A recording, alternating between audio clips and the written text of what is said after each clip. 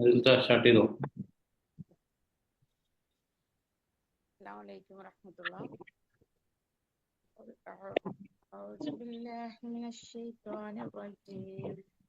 بسم الله الرحمن الرحيم. قل أعوذ برب الفلق من شر ما خلق ومن شر غاسق إذا وقب ومن شر النفاثات في العقد ومن شر حاسد إذا حسد. الحمد لله رب العالمين. الصلاة والسلام على رسول الأمين وعلى آله وصحبه أجمعين. أما بعد. رب اشرح لي صدري ويسر لي أمري واحلل عقدة من لساني يفقهوا قولي. കഴിഞ്ഞ ക്ലാസ്സിൽ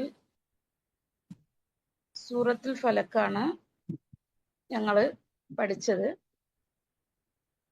അതിനെ ബ്രീഫ് ചെയ്യാൻ ശ്രമിക്കുകയാണ് ഇൻഷാ അല്ലാഹ്. ഓരോ സമയവും ഖുർആനിൽ ഓരോ അധ്യായം പഠിക്കുമ്പോഴും എന്നെ സംബന്ധിച്ചിടത്തോളം ഞാൻ പുതിയ ഓരോ കാര്യങ്ങൾ പഠിക്കാറുണ്ട്. സൂറത്തുൽ ഫലക്ക് മുമ്പ് ഞാൻ അർത്ഥസഹിതം വായിക്കുകയോ പഠിക്കുകയോ ചെയ്തിട്ടുണ്ട്. പക്ഷെ അതിൽ നിന്നൊക്കെ വിഭിന്നമായി ഞാൻ പുതിയ ഒരു കാര്യം പ്രാക്ടീസ് ചെയ്യാനും പുതിയ ഒരു കാര്യം ഞാൻ പഠിക്കുകയും ചെയ്തിട്ടുണ്ട്. അത് ആയത്തുകളുടെ ഇടയിൽ പറയാം. ഞാൻ പ്രാക്ടീസ് ചെയ്തുകൊണ്ടിരിക്കുന്ന കാര്യം രാവിലെ എഴുന്നേൽക്കുമ്പോൾ ഈ ക്ലാസ്സിൽ പറയപ്പെട്ടതുപോലെ ഒരു പുതിയ രാവിലേക്ക് എഴുന്നേറ്റു വരുന്നതിന്റെ ഒരു പ്രതീതി ഞാൻ ഉണ്ടാക്കിയെടുക്കുന്നുണ്ട്. ഇൻഷാ അല്ലാഹ് എനിക്ക് എന്നെ സംബന്ധിച്ചിടത്തോളം കുറെ കാലമായി രാത്രി കിടക്കുമ്പോഴും രാവിലെ എഴുന്നേൽക്കുമ്പോഴും ഓഫീസിന്റെ കുറെ കാര്യങ്ങൾ എന്നെ അലട്ടിക്കൊണ്ടിരിക്കുമായിരുന്നു. കാരണം നമ്മൾ ചില സംഗതികൾ തൃപ്തിപ്പെട്ട് ചെയ്യുന്നതായാലും അല്ലാത്തതായാലും നമുക്ക് മാനസികമായ സംഘർഷങ്ങൾ ഉണ്ടാവും. ഇപ്പോൾ ആ സംഘർഷങ്ങളൊക്കെ നീങ്ങി സംഘർഷങ്ങൾ നീങ്ങിയിട്ടുണ്ടാവില്ല, പക്ഷെ ഒരു കോൺഫിഡൻസും ഞാൻ ഓരോ ദിവസവും രാവിലെ ഒരു പുത്തൻ ഉണർവോടുകൂടി അതായത് പുതിയൊരു ജീവിതത്തിലേക്ക് പുതിയൊരു സാഹചര്യത്തിലേക്ക് കടന്നു വരുന്നതായി ഞാൻ പ്രാക്ടീസ് ചെയ്തുകൊണ്ടിരിക്കുന്നു. എനിക്കതിന് ഒരു കോൺഫിഡൻസും സമാധാനവും ലഭിക്കുന്നുമുണ്ട്. അത് ഈ ക്ലാസ്സിന്റെ ഫലമായി എനിക്ക് കിട്ടിയൊരു അറിവാണ്, പ്രാക്ടീസാണ്. പിന്നെ മറ്റൊരു കാര്യം ഞാൻ പറയാം. മുമ്പ് രാത്രിയാവുമ്പോൾ ചെറുതിലെ ഒരു കാര്യം നമ്മൾ എന്ത് ചെയ്യുന്ന പറഞ്ഞാൽ വാതിലുകൾ അടക്കണം, പിന്നെ മഗ്‌രിബോട് എടുക്കുന്ന സമയത്ത് എല്ലാം കൊട്ടി അടച്ച് വീട്ടിന്റെ അകത്ത് ഇരിക്കണം എന്നുള്ള ഒരു ചെറുതിൽ നമ്മൾ ശീലിച്ചു പോയ ഒരു സംഗതി ഉണ്ടായിരുന്നു. പക്ഷെ അത് വലുതായപ്പോ അത് മാറി. പക്ഷെ ആ സമയത്ത് മനസ്സിന്റെ അടിയിൽ പെട്ടുപോയ എന്തോ ഒരു സംഭവം, എന്തോ രാത്രിയാവുമ്പോൾ ഒരു പേടി സംഗതിയൊക്കെ ഉണ്ടായിരുന്നു. അത് വലിയ ക്ലാസ്സിലെത്തിയപ്പോഴാണ് അത് മാറിയത്. പക്ഷെ അതിൽ നിന്നൊക്കെ വിഭിന്നമായി എന്നിട്ടും ഇത്രയും കാര്യം കഴിഞ്ഞിട്ടും എൻ്റെ മനസ്സിന്റെ അടിയിൽ കിടന്നിരുന്ന ഒരു സംഗതി ഈ ക്ലാസ്സോടുകൂടെ മാറിയിട്ടുണ്ട്. അത് വഴിയെ പറയാം. അഊദു ബിറബ്ബിൽ ഫലക്, ഞാൻ ശരണം തേടുന്നു, ബിറബ്ബിൽ ഫലക്, പ്രഭാതത്തിന്റെ നാഥനോട്. ഫലക്ക് എന്നതിനെ കുറിച്ച് ഇവിടെ കുറെ അർത്ഥം നമുക്ക് പറഞ്ഞു തന്നിട്ടുണ്ട്. പിളരുക, മറനീക്കി പുറത്തു വരിക എന്നുള്ള രൂപത്തിലൊക്കെ. അതിന്റെ വിശദാംശങ്ങളിലേക്ക് കൂടുതൽ ഞാൻ കിടക്കുന്നില്ല. മിൻ ഷെരി മാ ഖലഖ്, മിൻ ഷെരി ദ്രോഹത്തിൽ നിന്ന്, മാ ഖലഖ് അവൻ സൃഷ്ടിച്ച സകല വസ്തുക്കളുടെയും, വമിൻ ഷെരി ഉപദ്രവത്തിൽ നിന്ന്, ആസിക്കിൻ രാത്രിയുടെ ഇസാ വക്കബ് അത് വന്ന് മൂടുമ്പോൾ. ഫമിൻ ഷെർരി ദ്രോഹത്തിൽ നിന്ന് നഫാസാത്തി ഫിൽ ഒഖദ് കെട്ടുകളിൽ ഊതുന്നവയുടെ. വമിൻ ഷെർരി ഹാസിദിൻ വമിൻ ഷെർരി ദ്രോഹത്തിൽ നിന്ന് ഹാസിദിൻ അസൂയാലുക്കളുടെ ഇസാ ഹസദ് അസൂയപ്പെടുമ്പോൾ. ഇവിടെ ഈ മിൻ ഷെർരി നഫാസാത്തി ഫിൽ ഒഖദ്, അതുപോലെ ഹാസിദിൻ ഇസാ ഹസദ് അസൂയപ്പെടുമ്പോഴുണ്ടാവുന്ന ദ്രോഹത്തിൽ നിന്ന് എന്നുള്ളത് എന്റെ സംശയമായിരുന്നു എല്ലാ കാലത്തും. ഇപ്പൊ ഈ ക്ലാസ് കഴിയുന്നത് വരെ എന്റെ സംശയമായിരുന്നു. അസൂയപ്പെടുമ്പോ ഭൗതികമായല്ല, അവർക്ക് അഭൗതികമായി നമുക്ക് എന്തോ ഒരു ഉപദ്രവം ഏൽപ്പിക്കാൻ സാധിക്കും എന്നായിരുന്നു എന്റെ ഇത്രയും കാലമുള്ള വിശ്വാസം. അതുകൊണ്ട് സൂറത്തുൽ ഫലക്ക് ഞങ്ങൾ ഓതണം എന്നുള്ളത്. പക്ഷെ എന്റെ ഈ ക്ലാസ്സോടുകൂടി അതെനിക്ക് മനസ്സിലായത്, നമ്മൾ അസൂയപ്പെടാതെ ഒരാളിലേക്ക് നമ്മൾ അസൂയ വെക്കാതിരിക്കാനും, അതേപോലെ തന്നെ അവർക്ക് ആ അസൂയാലു ഭൗതികമായി ഉണ്ടാക്കുന്ന ഒരു ദ്രോഹമല്ലാതെ അവർക്ക് അഭൗതികമായി യാതൊന്നും ചെയ്യാൻ കഴിയില്ല എന്നുള്ള ഒരു വിശ്വാസവും ഒരറിവും എനിക്ക് ഈ അധ്യായത്തിലൂടെ, ഈ പഠനത്തിലൂടെ എനിക്കിപ്പോൾ ലഭിച്ചിട്ടുണ്ട്. അത് ഞാൻ ഇവിടെ പറഞ്ഞു വന്നത് എല്ലാവർക്കും അങ്ങനെ ആണോ എന്നറിയില്ല. എൻ്റെ ഒരു വിശ്വാസം അങ്ങനെ ഉണ്ടായിരുന്നു. അഭൗതികമായി എങ്ങനെയോ നമുക്ക് ഉപദ്രവം ഉണ്ടാക്കാൻ കഴിയും എന്നുള്ളൊരു തോന്നൽ എൻ്റെ മനസ്സിൽ എപ്പോഴോ അടിഞ്ഞുകൂടിയിട്ടുണ്ടായിരുന്നു. പക്ഷെ ഈ ക്ലാസ്സോടുകൂടി ആ ഒരു തോന്നലുകൾക്ക്, സംശയങ്ങൾക്ക് എനിക്ക് മറുപടി ലഭിച്ചിട്ടുണ്ട്. ഇൻഷാ അള്ളാ പിന്നെ ഇതുപോലെ ഖുർആനിനെ അതിന്റെ ഉൾക്കാഴ്ചയോടുകൂടി മനസ്സിലാക്കുവാനും അത് ഈ പഠിച്ച പാഠഭാഗങ്ങൾ നമുക്ക് അതുപോലെ ജീവിതത്തിൽ പകർത്താനും കഴിയുമാറാകട്ടെ. ആമീൻ. അസ്സലാം. വലൈക്കും അസ്സലാം വറഹ്മത്തുള്ളാഹി. ഓക്കേ, ജസാക്കല്ലാഹു ഖൈർ, അഹ്സൻത്, ഇൻഷാഅല്ലാഹ്. അൽഹംദുലില്ലാഹ്.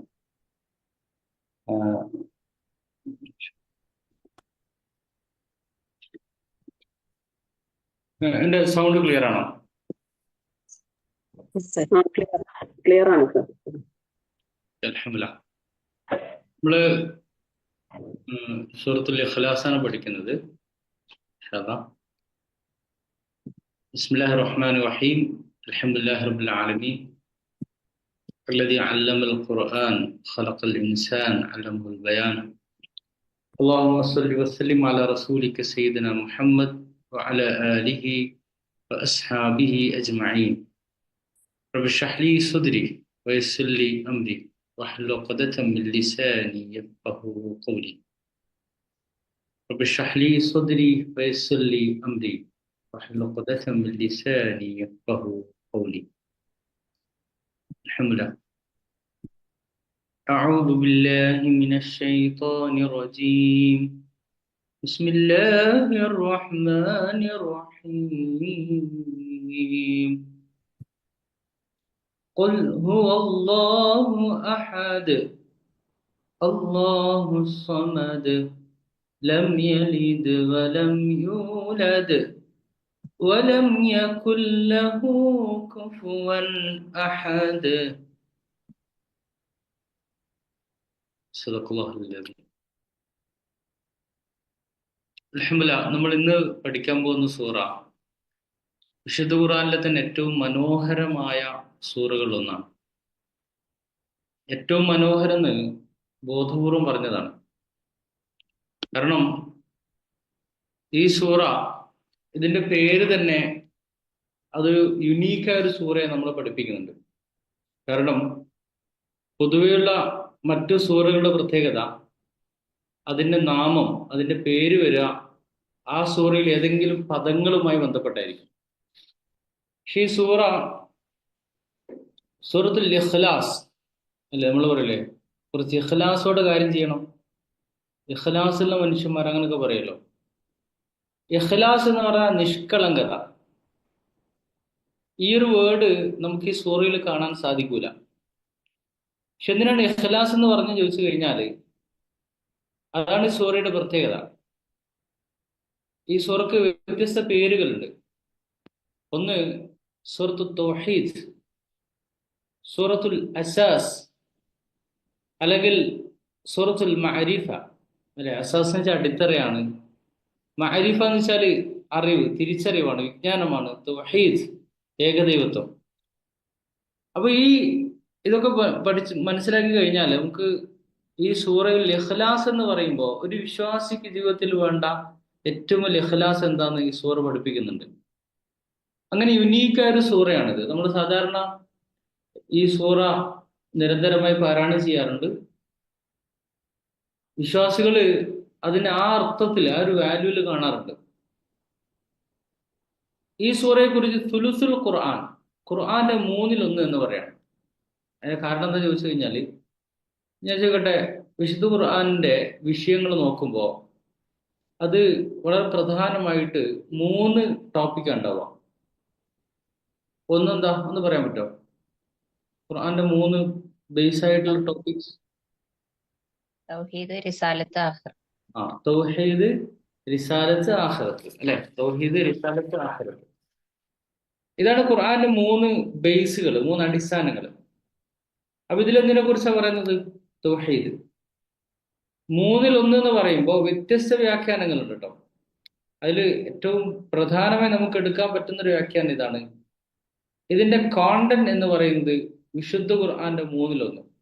പക്ഷെ നമുക്ക് നോക്കുമ്പോൾ 1/3 എന്ന് പറയുമ്പോൾ ആകെ കുറച്ചായത്തുകൾ മാത്രമുള്ള ഒരു സൂറയാണ്. അല്ലെ, 4 ആയത്തുകൾ മാത്രമുള്ള ഒരു സൂറയാണ് സൂറത്തുൽ ഇഖ്ലാസ്. ഇത് ഖുർആന്റെ വേറൊരു സൗന്ദര്യമാണ്. ജവാമി അൽ കലിം എന്ന് പറയും. കുറഞ്ഞ വാക്കുകളിൽ കൂടുതൽ ആശയം അവതരിപ്പിക്കും ഖുർആൻ. കുറഞ്ഞ വാക്കുകൾ, ജവാമി അൽ കലിം എന്ന് പറയാം. അത് ഈ സൂറയിലെ അത്ഭുതമാണ്. കുറഞ്ഞ വാക്കുകളിൽ കൂടുതൽ ആശയം അവതരിപ്പിക്കും.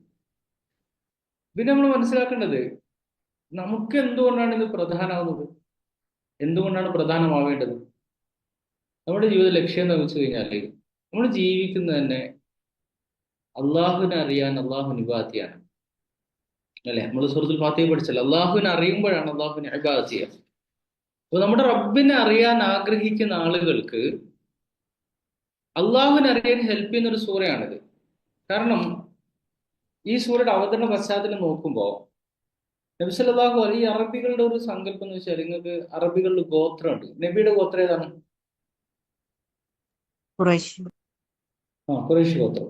അപ്പൊ ഗോത്രപരമായിട്ട് ഇപ്പൊ നിങ്ങൾക്ക് നമ്മുടെ നാട്ടിലൊക്കെ ചിലപ്പം ഈ വ്യത്യസ്ത മുസ്ലിങ്ങൾക്കിടയിൽ ഉണ്ടായിരുന്നു, ഇപ്പൊ കുറവാണ് എന്നാണ് തോന്നുന്നത്. അതായത് മുസ്ലിങ്ങൾക്കിടയിൽ വ്യത്യസ്ത ഗ്രൂപ്പുകളുണ്ട്. ഗ്രൂപ്പ് മീൻസ് കുടുംബപരമായിട്ട്, അല്ലെ, കല്യാണം കഴിക്കൂല. ഉദാഹരണമായിട്ട് ബാർബർമാർ, നമ്മുടെ നാട്ടിലൊക്കെ പണ്ടങ്ങനെയാണ്. ബാർബർമാരെന്ന് വെച്ച് കഴിഞ്ഞാൽ ഒരു കുടുംബത്തിൽ തന്നെ അധികം വരാം. ആ കുടുംബത്തിലൊക്കെ ബാർബർമാരെ. ഇങ്ങനെ തൊഴിലിന്റെ അടിസ്ഥാനത്തിലുള്ള വേർതിരിവ് പോലും സമൂഹത്തിൽ കാണാൻ കഴിയും, അല്ലെ. അപ്പൊ എന്ന് പറഞ്ഞാൽ ഔന്നത്യത്തിന്റെ മാനദണ്ഡം അത് വംശമായി കരുതി, അത് ഭയങ്കര പ്രശ്നമാണ് കേട്ടോ. വംശപരമായിട്ട് ഔന്നത്യം, യഹൂദന്മാർ പറഞ്ഞ അതാണ്, ഞങ്ങൾ അള്ളാന്റെ ആളുകളാണ്. വംശീയം.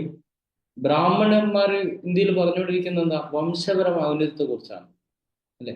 ഒരു കുടുംബത്തിൽ ജനിച്ചാൽ അത് മതി. അതുകൊണ്ട് തന്നെ ഒരാളെ കുറിച്ച് പറയുമ്പോൾ അവർ ചോദിക്കുന്ന ആദ്യം ഇൻസിബുഹുലന, അദ്ദേഹത്തിന്റെ വംശത ഞങ്ങൾക്ക് പറഞ്ഞു തരൂ എന്നാ പറയാ. ഇൻസിബ്ലന, ഇൻസിബുഹുലന. അതായത് ഒരാളെ പരിചയപ്പെടുമ്പോൾ അദ്ദേഹത്തിന്റെ വംശം ഏതാണ്, ഏത് കുടുംബാണ്, അല്ലെ ഏത് ഗോത്രാണ് എന്ന് ചോദിക്കും. ഇതുപോലെ റസൂലുള്ളാഹി സ്വല്ലല്ലാഹു അലൈഹി വസല്ലമയോട്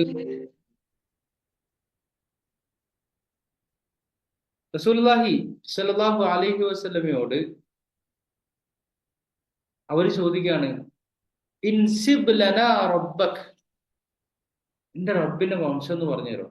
ഏത് കുടുംബാണ്, അള്ളാഹുവിന്റെ കുലം, അല്ലെ, അള്ളാഹുവിന്റെ ഫാമിലി ഏതാണ് ചോദിക്കാം.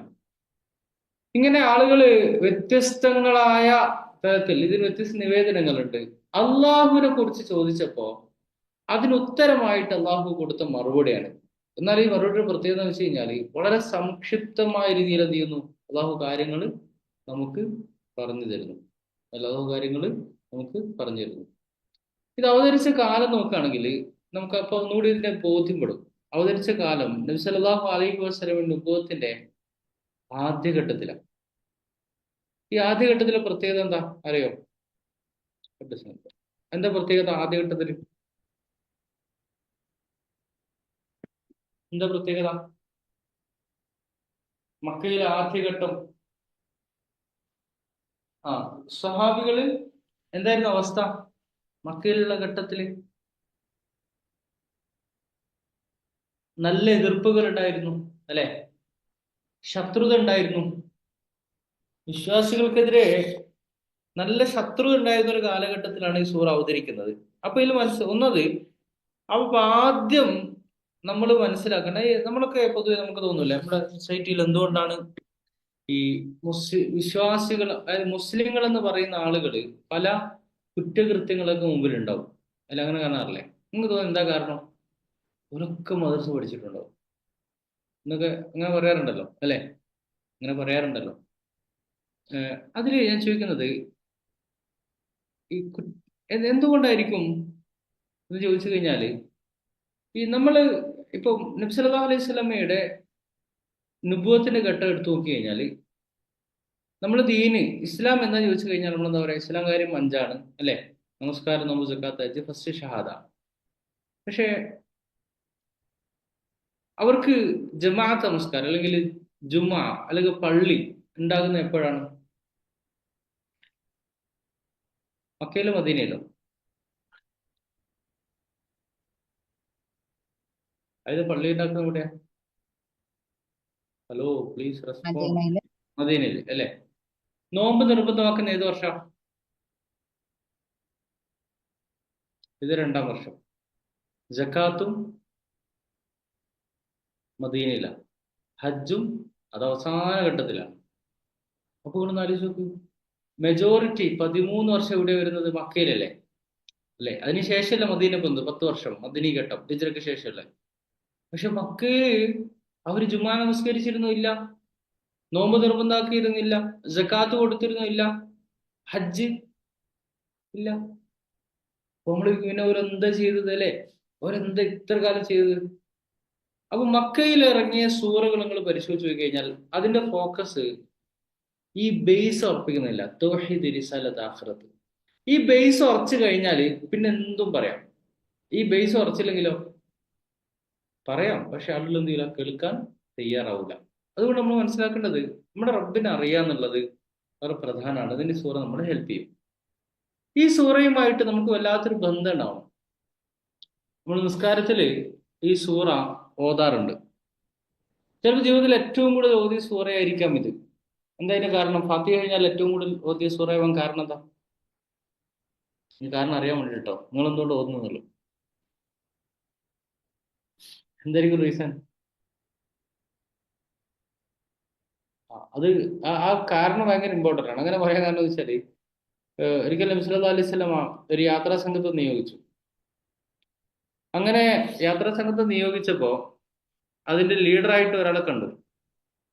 അപ്പൊ അദ്ദേഹം എന്താ ചെയ്യുന്ന വെച്ച് കഴിഞ്ഞാല്, അദ്ദേഹം യാത്രയിലുടനീളം, അല്ലെ, ഒരു സൈന്യത്തിന്റെ തലവൻ എന്ന് പറയാം, അങ്ങനെ നമസ്കരിക്കുമ്പോ ഖുർആൻ പാരായണം അവസാനിപ്പിച്ചത് ഖുൽ ഹുവല്ലാഹു അഹദ്, ഈ സൂറത്തുൽ ഇഖ്ലാസ് ഓതിക്കൊണ്ടാണ്. അങ്ങനെ അവര് യാത്ര കഴിഞ്ഞ് തിരിച്ചു വന്നപ്പോ നബി സല്ലല്ലാഹു അലൈഹി വസല്ലമയോട് ആളുകൾ ഇങ്ങനെ പറഞ്ഞപ്പോ അദ്ദേഹത്തോട് ചോദിച്ചു, എന്താ നിങ്ങൾ അങ്ങനെ ചെയ്യാൻ കാരണം?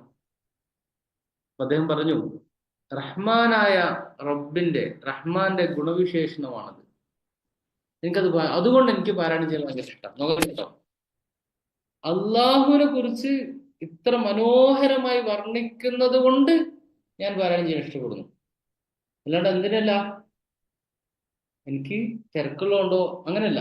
ഈ പേർപ്പസ് ഭയങ്കര അങ്ങനെയല്ല, നമ്മുടെ മനസ്സിൽ ഇന്റൻഷൻ ഭയങ്കര ഇമ്പോർട്ടൻ്റ് ആണ്. അങ്ങനെ അതുകൊണ്ട് ഞാൻ അപ്പൊ നബി സല്ലല്ലാഹു അലൈഹി വസല്ലം പറഞ്ഞു, അതായത്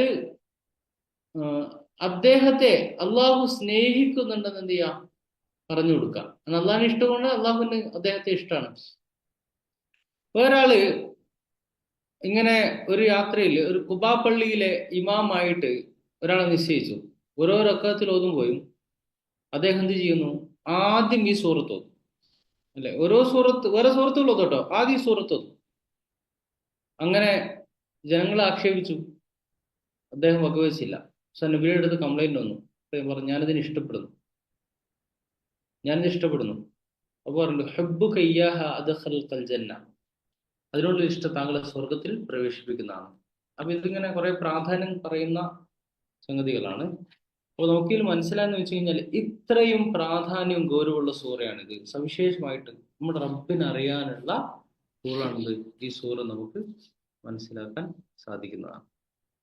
ഓക്കെ, അപ്പോൾ ഇതാണ് ഈ സൂറയുടെ ഒരു ഇൻട്രോ ആയിട്ട് പറയാനുള്ളത്. ഇത്രയും മനോഹരമായ ഒരു സൂറയാണ് സൂറത്തുൽ ഇഖ്ലാസ്. അപ്പോൾ എൻ്റെ കൂടെ ഒന്ന് റിപ്പീറ്റ് ചെയ്യണേ. അഊദു ബില്ലാഹി മിനശ് ശൈത്വാനിർ റജീം. أعوذ بالله من الشيطان الرجيم. ബിസ്മില്ലാഹിർ റഹ്മാനിർ റഹീം. بسم بسم الله الله الرحمن الرحيم ഖുൽ ഹുവല്ലാഹു അഹദ്. قل قل هو هو الله أحد അല്ലാഹുസ് സമദ്. الله الله الصمد അല്ലാഹുസ് സമദ്. الله الصمد ലം യലിദ് لم لم يلد يلد വലം യൂലദ് ولم ولم يولد يولد വലം യകുൽ ലഹു ولم ولم يكن يكن له له കുഫുവൻ അഹദ്. كفوا أحد കുഫുവൻ അഹദ്. كفوا أحد. സൂറത്തുൽ ഇഖ്ലാസ്. നമുക്കിതിന്റെ അർത്ഥം പറഞ്ഞു പോകാം, എന്നിട്ട് വിശദീകരണത്തിലേക്ക് വീണ്ടും വരാം ഇൻഷാ അല്ലാഹ്.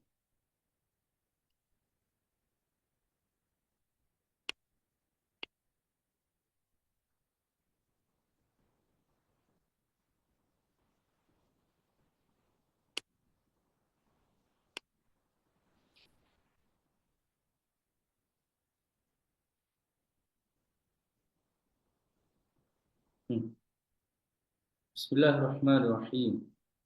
ഒരാൾ അർത്ഥം വായിക്കണേ. Mini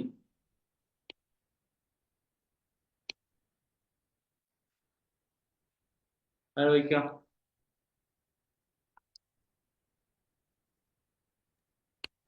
Okay. Say, He is Allah, the one and unique.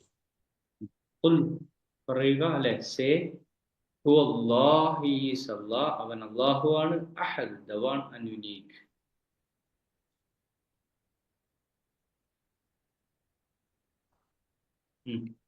Allah, who is need of none and of whom all are in need.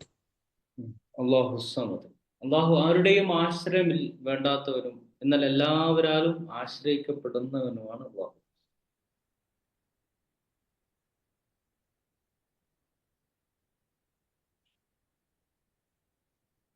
He neither begot any nor was he begotten. ലം യലിദ് വലം യൂലദ്, അല്ലാഹുവിന് മക്കൾ ആരുമില്ല, എന്നാൽ അവൻ ആരുടെയും മകനോ മകളോ അല്ല, ആരുടെയും സന്തതിയുമല്ല. And none is comparable to him. വലം യകുൽ ലഹു കുഫുവൻ അഹദ്, ഒന്നും അള്ളാഹുവിന് തുല്യരായിട്ടൊന്നും ലോകത്തില്ല. ഒന്നും അള്ളാഹുമായിട്ട് കമ്പയർ ചെയ്യാൻ പോലും പറ്റൂല. വലം യകുൽ ലഹു കുഫുവൻ അഹദ്. എന്റെ വാക്കർത്ഥം ശ്രദ്ധിക്കണം കേട്ടോ. നമുക്ക് സൂറ പഠിച്ചു കഴിയുമ്പോൾ അതൊരു തറവായിട്ട് പോകണം. കുൽ, സേ, പറയുക. ഹുവ, he, ഹുവല്ലാഹ്, he is Allah. Ahad, the one, അല്ല, യുനീക്കാണ്, ഏകനാണ് അല്ലാഹു. കുൽ, സേ, പറയുക. ഹുവ, അവൻ. അവൾക്ക് എന്താ പറയാ അറബിയില്? Yeah. Yeah. അപ്പൊ ഹുവല്ലാഹ്, അവൻ, he is Allah. Ahad, the one. അല്ലാഹു, അല്ലാഹു അസ്സമദ്, ദി എറ്റേണൽ, ദി അബ്സല്യൂട്ട്, അല്ല, the eternal, the absolute. Samad എന്ന് വെച്ചാല് അല്ലാഹു അതിന് നമുക്ക് വിശദീകരണം പറയാം. ലം യലിദ് എന്താ പറഞ്ഞത്?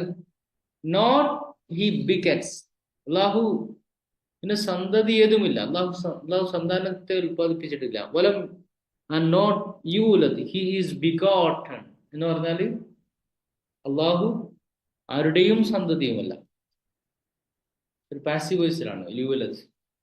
വലം നോട്ട് യകുൻ ഈസ് ലഹു for him കുഫുവൻ Ahad, anyone equivalent.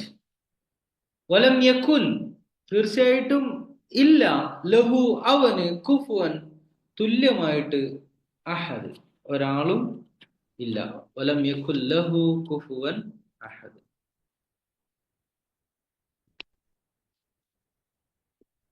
അപ്പൊ ഇത് വളരെ സിമ്പിളായിട്ട് മനസ്സിലാക്കാൻ പറ്റുന്ന കാര്യമാണ്. എന്നാൽ അല്ലാഹു സുബ്ഹാനഹു വ തആല വളരെ ഗൗരവതരമായ കാര്യമാണ് നമ്മൾ പഠിപ്പിക്കുന്നത്. അള്ളാഹു ഏകനാകും അല്ലെ? ചോദിക്കുന്നത്, അറബികളോട് അള്ളാഹുവിനെ കുറിച്ച് അവർക്ക് പറഞ്ഞു കൊടുക്കാനുണ്ടോ?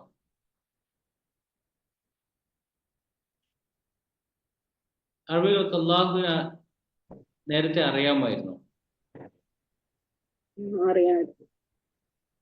നേരത്തെ അറിയാമായിരുന്നു. അത് എത്രത്തോളം വെച്ചാൽ നമുക്കൊരു ഭയങ്കര സംശയം തോന്നും. ഈ അന്ന് ജീവിച്ചിരുന്ന അറബികളാണ് നമ്മളാണ് ബെറ്റർ എന്നുള്ളത്. ഞാൻ തമാശ പറഞ്ഞല്ലോ കേട്ടോ. കാരണം ഒരു ഉദാഹരണം പറയാം. അബ്രഹത്ത് കാബ ആക്രമിക്കാൻ വന്നു. ഈ കാബയുടെ പ്രത്യേകത സൂറത്ത് ഖുറൈശിയോടേക്ക് നമുക്ക് മനസ്സിലാവും.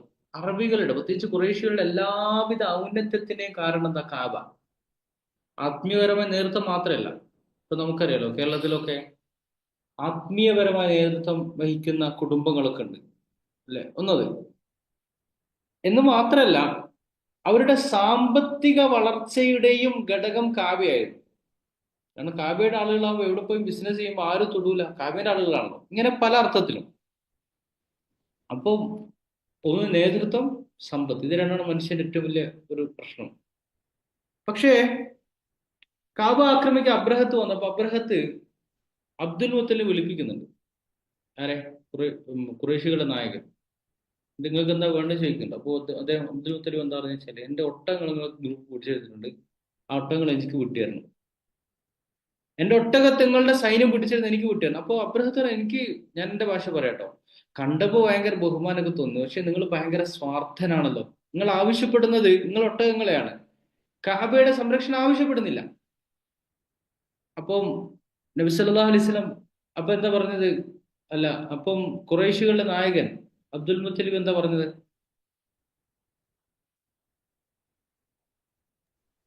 കഅബയുടെ സംരക്ഷണം അല്ലാഹു തആല നോക്കിയത്. കഅബയെ സംരക്ഷിക്കുന്നവൻ ആരാണ്? അള്ളാഹു ആണ് അല്ലെ? കഅബയെ സംരക്ഷിക്കുന്ന ആരാണ്? അള്ളാഹു ആണ്. ഒട്ടകം ആരുടേതാണ്? അത് എന്റേതാണ് അല്ലെ? ഒട്ടകം എന്റേതാണ്, എനിക്ക് ഒട്ടകത്തെ വേണം. കഅബയെ അള്ളാഹു സംരക്ഷിക്കുള്ളൂ. നമ്മൾ മനസ്സിലാക്കുന്നത് വെച്ചാല്, നമുക്ക് ചിലപ്പോൾ തോന്നും വേണമെങ്കിൽ ഒരു വാക്ക് പറഞ്ഞാൽ മതിയല്ലോ അബ്ദുൽ മുത്തലിബിന്. പക്ഷെ അതുപോലും പറഞ്ഞില്ല. കാരണം അത്രമാത്രം അള്ളാഹുവിൽ അടിയുറച്ച വിശ്വാസം ആർക്കുണ്ടായിരുന്നു? അബ്ദുൽ മുത്തലിബിന് ഉണ്ടായിരുന്നു എന്നാണ് അതിലൂടെ മനസ്സിലാക്കാൻ പറ്റുന്നത്. ഞാൻ ഒന്ന് രണ്ട് ഉദാഹരണങ്ങൾ പറയാം. അപ്പൊ നമുക്കൊന്നുകൂടി തറവാട്ടോ. അപ്പൊ നമ്മൾ മനസ്സിലാക്കേണ്ടത്, ഇങ്ങനൊരു പ്രതിസന്ധി ഘട്ടത്തിൽ പോലും ഇത്ര ധൈര്യത്തെ അള്ളാഹുവിൽ തവക്കുൽ ചെയ്യുന്ന ഒരു സമൂഹത്തിലാണ് നബി വന്നത് അല്ലെ?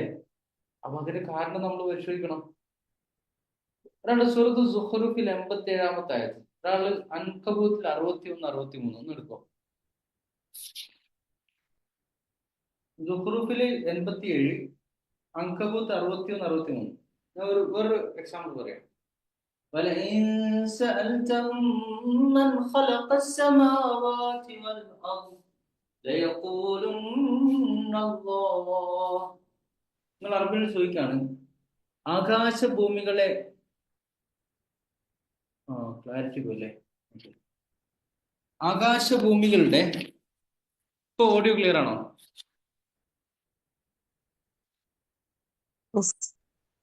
ഓക്കെ, ക്ലിയർ ആണ്. വീഡിയോ ഞാൻ എടുക്കുക ഓഫ് ചെയ്ത്. എന്തോന്നോ, ഞാൻ ഇന്നലെ രാത്രി മൊത്തം യാത്രയിലായിരുന്നു. ഞാൻ എറണാകുളത്തുള്ളത്, രാവിലെ എത്തി. എനിക്ക് ചെറിയൊരു അൺകംഫർട്ട്നെസ് ഉണ്ട്, അതുകൊണ്ടാണ് വീഡിയോ ഇടയ്ക്ക് ഓഫ് ചെയ്തത്. ഓക്കെ,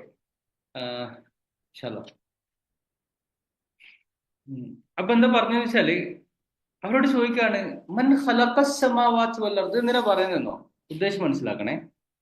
അതായത് ചിലപ്പോൾ നമുക്ക് തോന്നുന്നത് എന്താണോ, നമ്മളൊക്കെ അത്യാവശ്യം ഈമാനുള്ള ആളുകളാണ്, നമ്മളൊക്കെ കുഴപ്പമൊന്നുമില്ല എന്നൊരു ഫീലിംഗ് നമുക്കുണ്ടാവും. പക്ഷെ നിങ്ങളൊന്ന് ആലോചിച്ച് നോക്ക്, ഒരു പ്രതിസന്ധി ഘട്ടത്തിൽ നമ്മുടെ മുമ്പിൽ ഇങ്ങനൊരു സിറ്റുവേഷൻ വന്നാൽ നമ്മൾ എങ്ങനെ റെസ്പോണ്ട് ചെയ്യും? അബ്ദുൽ മുത്തലിബിന്റെ ധൈര്യം നമുക്കുണ്ടോ? പക്ഷെ അള്ളാഹു പറഞ്ഞു തന്നോ, ആ ഇത്രയും വിശ്വാസം നിൽക്കണ്ടല്ലോ, അവിടെയും നിന്നാ പോരാ, അതിനേക്കാൾ ഉയർച്ചയിലെത്തണം. അതിനാണ് പ്രവാചകൻ വന്നത്, അല്ലേ? അപ്പൊ നമുക്കൊന്ന് കമ്പയർ ചെയ്യാൻ പറ്റും. അപ്പൊ ആകാശങ്ങളെ സൃഷ്ടിച്ച് ആരാ ചോദിച്ചു കഴിഞ്ഞാൽ ലാത്ത, ഉസ്സ, മനാത്ത ഒന്നും പറയൂല. മറ്റൊന്ന് ആരാണ്? അള്ളാഹു ആണെന്നില്ല ഉറപ്പിച്ച് പറയും. ലയഖൂലുന്ന എന്ന് വെച്ചാല് അവർക്ക് സംശയമില്ലാത്ത വിധത്തിൽ പറയുന്നതാണ് അള്ളാഹു ആണ്. സുഹ്റൂഫിൽ 57 കിട്ടി ആർക്കെങ്കിലും? അർത്ഥം വായിച്ചാൽ സൂറ സുഹ്റൂഫ് 87.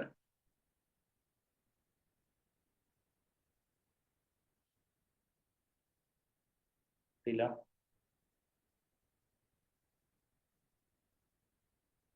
മൊബൈലും വേഗം കിട്ടുമല്ലോ.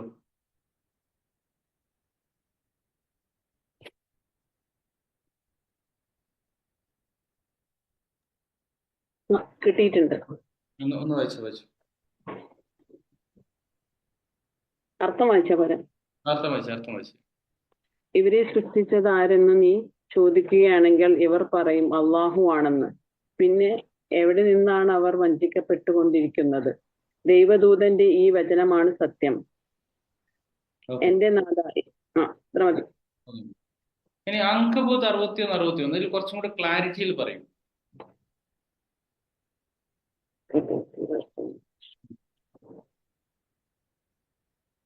ഞാൻ പറഞ്ഞത് നമുക്ക് കോണ്ടക്സ്റ്റ് മനസ്സിലാവുമ്പോ കുറച്ചും കൂടെ ഒരു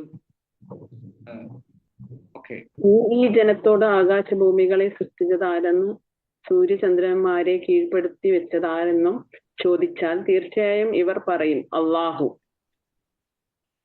പിന്നെ എങ്ങനെയാണ് ഇവർ വഞ്ചിക്കപ്പെടുന്നത്? തന്റെ ദാസന്മാരിൽ താനിച്ഛിക്കുന്നവർക്ക് വിഭവം വികസിപ്പിച്ചു കൊടുക്കുന്നതും താനിച്ഛിക്കുന്നവർക്ക് അത് ചുരുക്കുന്നതും അള്ളാഹു തന്നെയാകുന്നു.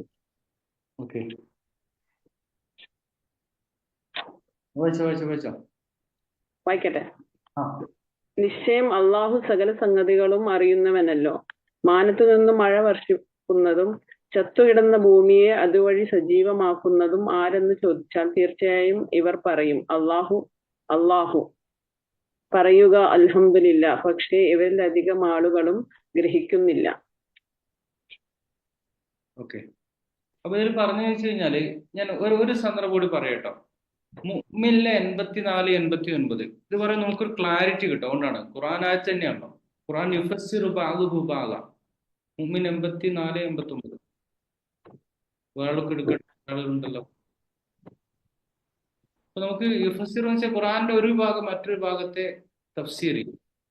ഇന്റർലിങ്ക്ഡ് ആണ് ഖുർആൻ.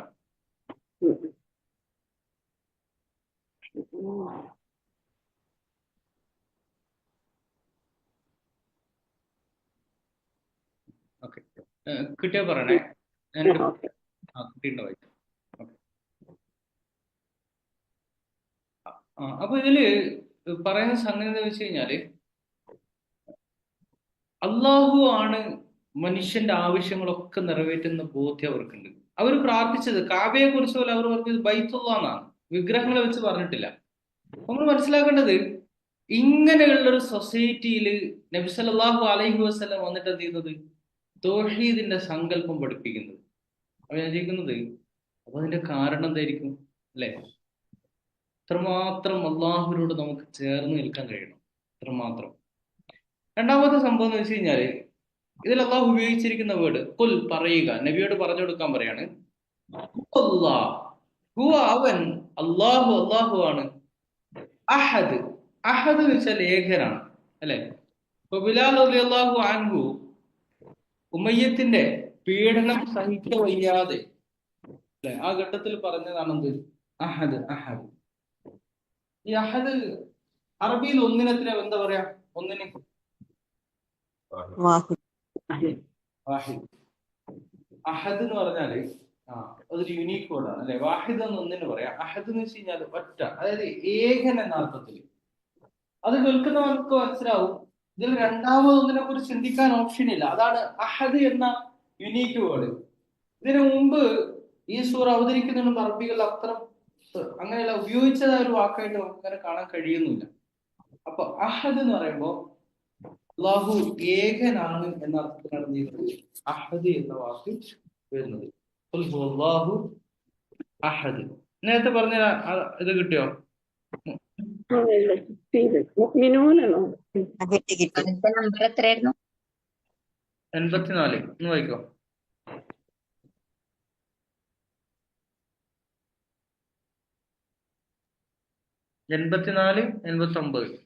അവരോട് പറയുക, ഈ ഭൂമിയും അതിലുള്ളതൊക്കെയും ആരുടേതാണെന്ന് നിങ്ങൾക്കറിയുമെങ്കിൽ പറയുവിൻ. തീർച്ചയായും അവർ പറയും, അള്ളാഹുവിൻ്റേത്. ചോദിക്കുക, പിന്നെ എന്തുകൊണ്ട് നിങ്ങൾ ബോധവാന്മാരാകുന്നില്ല? അവരോട് ചോദിക്കുക, സപ്തവാനങ്ങളുടെയും മഹാസിംഹാസനത്തിന്റെയും നാഥനാരെ? തീർച്ചയായും അവർ പറയും, അള്ളാഹു. പറയുക, എങ്കിൽ നിങ്ങൾ ഭയപ്പെടാത്തതെന്ത്? അവരോട് പറയുക, സകല വസ്തുക്കളിലും പരമാധികാരമുള്ളവനും അഭയം നൽകുന്നവനും തനിക്കെതിരിൽ അഭയം നൽകാൻ കേൾപ്പുള്ളവരാരുമില്ലാത്തവനും ആരെന്ന് നിങ്ങൾക്കറിയാമെങ്കിൽ പറയുവിൻ. തീർച്ചയായും അവർ പറയും, ഈ ഗുണങ്ങൾ അള്ളാഹുവിന് മാത്രമുള്ളതാകുന്നു. പറയുക, എങ്കിൽ നിങ്ങൾ വഞ്ചിക്കപ്പെടുന്നത് എങ്ങനെ? സത്യം എന്താണോ അതാണ് നാം അവരുടെ മുമ്പിൽ അവതരിപ്പിച്ചിട്ടുള്ളത്. ഈ ജനം കള്ളം പറയുന്നവർ തന്നെയാണെന്നുള്ളതിൽ സംശയമേതുമില്ല. അള്ളാഹു ആരെയും മക്കളായി വരിച്ചിട്ടില്ല. അവന്റെ കൂടെ വേറൊരു ദൈവവുമില്ല. അങ്ങനെയുണ്ടായിരുന്നെങ്കിൽ ഓരോ ദൈവവും തന്റെ സൃഷ്ടികളെയും കൊണ്ട് വേറിട്ട് പോയി കളയുമായിരുന്നു. പിന്നെ അവർ തമ്മിൽ കലഹിക്കുകയും ചെയ്യുമായിരുന്നു. അപ്പൊ ഇതില് നിങ്ങൾ നോക്കി, നിങ്ങളെ ആയത്തുകളൊന്ന് നോക്കിയാൽ മതി. അപ്പൊ നമുക്ക് മനസ്സിലാവും ജീവിതത്തിന്റെ എല്ലാ വശങ്ങളിലും റബ്ബിനെ കണക്കാക്കിയ ഒരു സൊസൈറ്റി അത്. നോക്കണേ കേട്ടോ. ജീവിതത്തിന്റെ വ്യത്യസ്ത തലങ്ങളിൽ അള്ളാഹുവിനെ കൊണ്ട് നടന്നൊരു സൊസൈറ്റിയാണ്. അവിടെ പറയുന്നത് നിങ്ങൾ തൗഹീദിൽ ഇനിയും മുന്നേറാനുണ്ട് അല്ലെ. അതിനാണ് പ്രവാചകൻ അയച്ചത്. അപ്പൊ നമുക്ക് മനസ്സിലാവേണ്ട എന്താ, നമ്മളും അങ്ങനെ തൗഹീദിന്റെ വഴിയിൽ മുന്നേറേണ്ട ആളുകളാണ്. അതുകൊണ്ട് ഈ ബോധ്യത്തിലേക്ക് നമ്മൾ എത്തിക്കണം. നമ്മൾ എവിടെ നിൽക്കുന്നു? ചിലപ്പോ നമുക്ക് തോന്നുന്നെന്താ, നമുക്ക് ഇത്രമാത്രം വിശ്വാസം ഉണ്ടോ എന്ന് ചോദിച്ചു കഴിഞ്ഞാൽ അത് ഭയങ്കര ക്വസ്റ്റ്യൻ ആണ്. ഞാൻ പറയാം വിശ്വാസം ഉണ്ടോ എന്നുള്ളത്. സിമ്പിൾ ഉദാഹരണം പറയട്ടോ. ഇതിൽ പറഞ്ഞ റിസ്ക്കിനെ കുറിച്ചല്ലേ, ഋഷികളുടെ വിശ്വാസം പറയണം. ഇത് ആരെ കുറിച്ചാ? അതിലെ പ്രവാചകൻ വന്നത്. ഇപ്പൊ നിങ്ങളുടെ ഈ ബാങ്ക് ബാലൻസ് നന്നായി കൂടിയൊരവസ്ഥ, ബാങ്കിൽ നല്ല പൈസ, നിങ്ങൾക്ക് നിങ്ങളുടെ ഫ്യൂച്ചറിനെ കുറിച്ച് വലിയ ടെൻഷൻ ഉണ്ടാവും. കോമൺ ആളുകളുടെ ഫീലിംഗ് എന്താ? ടെൻഷൻ ഉണ്ടാവും. അല്ലെങ്കിൽ ബാങ്ക് ബാലൻസ് കുറഞ്ഞു കഴിഞ്ഞാലോ ടെൻഷൻ ആവൂലേ? അന്ന് പറയും ഒരു അസുഖം വന്ന് എന്ത് ചെയ്യാ, അങ്ങനെയുണ്ടല്ലോ, പക്ഷെ ആകെ പെട്ടുവല്ലോ. ഇപ്പൊ കുഴപ്പമൊന്നും ഉണ്ടാവില്ല അല്ലെ ബാങ്ക് ബാലൻസ് കുറഞ്ഞാൽ. എന്ന് വെച്ചാൽ ഈ മിഡ് കരിയർ ക്രൈസിസ് വരാനിരിക്കാം. ഒന്നും വേണ്ട, മിഡ് കരിയർ ക്രൈസിസ്. നിങ്ങൾക്ക് ഒരു 40 ഒക്കെ ആയി, 40 ആയാലൊന്നും വിചാരിക്കണ്ടോ. 40 എന്നുള്ളത് വലിയ പ്രശ്നമൊന്നുമല്ല. അങ്ങനെയല്ല, ഈ 40-45 ഒക്കെ ആയി, നിങ്ങൾക്ക് ഏകദേശം ഉറപ്പാ കമ്പനി തന്നെ തട്ടും അല്ലേ. അപ്പൊ ആകെ ടെൻഷൻ അടിക്കും. അങ്ങനെ ഉണ്ടാവുമല്ലോ, ആകെ ടെൻഷൻ അടിക്കും.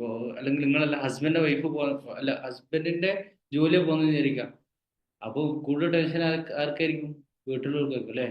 ഇനി എന്താ ചെയ്യാ. അപ്പൊ നമ്മള് വിചാരം എന്താന്നോ, ഈ റിസ്ക് തരുന്ന ആരാന്നോ? ഓരോ കമ്പനിയിലെ ബോസോ അങ്ങനെ ഉണ്ടല്ലോ അല്ലെ. അപ്പൊ നമ്മൾ ആലോചിക്കേണ്ടത്, റിസ്ക് തരുന്നവൻ അള്ളാഹു ആണ് അല്ലെ. റിസ്ക് തരുന്നവൻ അള്ളാഹു ആണ്. അതുകൊണ്ട് ആ റബ്ബ് കൂട്ടുണ്ട, പിന്നെ ഞാനതിനെ ടെൻഷൻ അടിക്കുന്നത്. എന്റെ പരിശ്രമം ഞാൻ നടത്തും, റിസ്ക് എനിക്ക് അല്ല തരും അല്ലെ. Yes or no? അപ്പൊ ഞാൻ പറഞ്ഞതാണ്, ഈ അർത്ഥത്തിൽ നോക്കുമ്പോൾ ചിലപ്പോ നമുക്ക് തോന്നും അവർക്ക് പലവിധ നന്മകളുള്ള ഒരു സമൂഹമായിട്ട് തോന്നും അല്ലെ. അതാണ് ഖുൽ ഹുവല്ലാഹു അഹദ്. അതുകൊണ്ട് നിങ്ങൾ പ്രഖ്യാപിക്കുന്നുണ്ട് അള്ളാഹു ഏകനാണ്. അള്ളാഹു യുനീക്കാണ്. അള്ളാഹുവിനെ പോലെ വേറെ ആരുമില്ല. എന്നിട്ട് പറയാണ് അള്ളാഹു സമദ്. പിന്നെ അള്ളാഹുവിന്റെ പ്രധാന വിശേഷണമാണ് അള്ളാഹു അനാശ്രയനാണ്. അല്ലെ? ഈ സമദ് എന്ന വാക്ക് വളരെ സൗന്ദര്യമുള്ള വാക്കാണ്. സമദ് എന്ന് വെച്ച് കഴിഞ്ഞാല് ഇപ്പം എല്ലാ മനുഷ്യരും ഇപ്പൊ എന്താ പറയാ സെൽഫ് സഫീഷ്യന്റ് ആളുകളുണ്ട് അല്ലെ? ഒരു കാര്യങ്ങൾ സപ്പോർട്ട് പൊതുവെ തേടാൻ ആവശ്യമുണ്ടോ? സെൽഫ് സഫീഷ്യന്റ് എന്ന വാക്ക് കേൾക്കുമ്പോൾ വേണ്ട. ഇതായിരിക്കും. പക്ഷെ ഞാൻ ചോദിക്കട്ടെ, ഒരാൾക്ക് വേണമെങ്കിൽ സ്വന്തം ആവശ്യങ്ങൾ ചെയ്തു പോകാൻ പറ്റും. ഒരു ലിമിറ്റേഷൻ ഒരു കാലം ഉണ്ടാവും. പക്ഷെ എന്നിരുന്നാൽ പോലും മറ്റുള്ളവരെ എല്ലാവരുടെയും ആവശ്യങ്ങൾ നിറവേറ്റാൻ ലോകത്ത് ആർക്കെങ്കിലും സാധിക്കോ?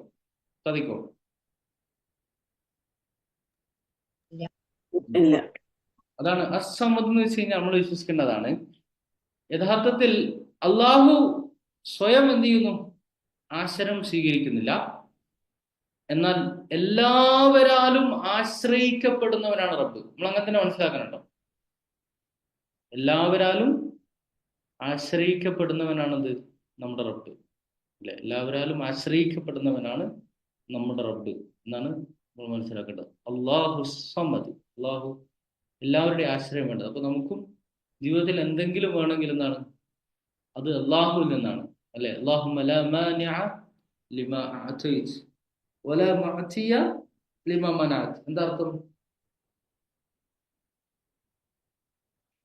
അള്ളാഹു നൽകിയതിനെ തടയാൻ ആർക്കും കഴിയില്ല. അള്ളാഹു തടഞ്ഞതിനെ നൽകാനും ആർക്കും കഴിയില്ല. അല്ലെ? നമ്മൾ പറയാറുണ്ട്. അതുകൊണ്ട് അള്ളാഹുവാണ് എല്ലാം തരുന്നവൻ എന്ന ബോധ്യം നമുക്കുണ്ടാവണം. അല്ലെ? എല്ലാം അള്ളാഹുവിൽ നിന്നാണ്. ആ ബോധ്യം എങ്ങനെ ഉണ്ടാവുന്നോ? നമുക്ക് ആ ബോധ്യം ഉണ്ടാവണം കേട്ടോ.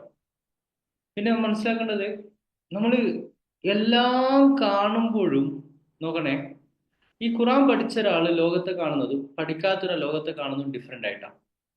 അതെങ്ങനെ അങ്ങനെ?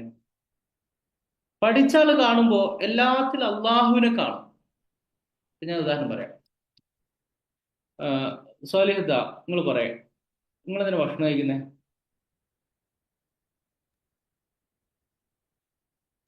നിങ്ങൾക്ക് ഭക്ഷണം എന്തിനാ? ജീവൻ നിലനിർത്താൻ. ഞാന് പിന്നെ ജസ്റ്റ് ഇതിൽ എഴുതിയ പേര് വായിക്കട്ടോ. സഫീദ ഹുസൈൻ, കേൾക്കുന്നുണ്ടോ? കേൾക്കുന്നുണ്ട്. നിങ്ങൾക്ക് വെള്ളം എന്തിനാ?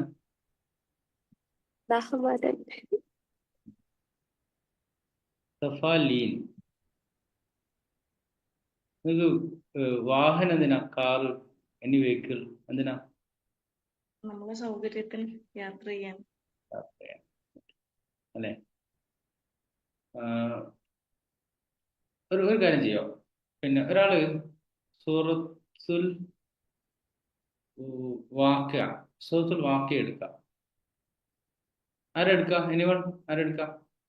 ഒരാൾ ഞാൻ ഒന്ന് പറയാം, എന്നാ പിന്നെ എല്ലാവരും ഓക്കെ. വേണമെങ്കിൽ എടുക്കാൻ കഴിയുന്നവർക്ക് എടുക്കട്ടോ. ഈ ഫോണിലൊക്കെ സുഖമാണല്ലോ. സൂറത്തുൽ വാക്യ ഒരു 70 അങ്ങനെ ആയത്തെടുത്താൻ. ശരിക്കും പറഞ്ഞാല് നമ്മൾ ഖുറാൻ പഠിച്ചാല് നമ്മൾ ലോകത്തെ കാണാൻ ഭയങ്കര ഡിഫറെന്റ് ആയിട്ടാട്ടോ. നമുക്ക് അങ്ങനെ ഖുറാന് ശരിക്കും എൻജോയ് ചെയ്യാൻ പറ്റാം. ഖുറാൻ പഠനമേ ഒന്ന് ആയത്തൊന്ന് നോക്കോ. എല്ലാവരും ഇങ്ങനെ എടുക്കാൻ പറ്റുന്നവർ എടുത്തോട്ടോ. നമുക്ക് ഖുറാൻ നേരിട്ട് കാണുമ്പോളേ നമുക്ക് കുറച്ചും കൂടി 70യോ? 70 ഏതായത്? എടുത്തോളൂ. അല്ലല്ല, 70 അല്ല, പിന്നെ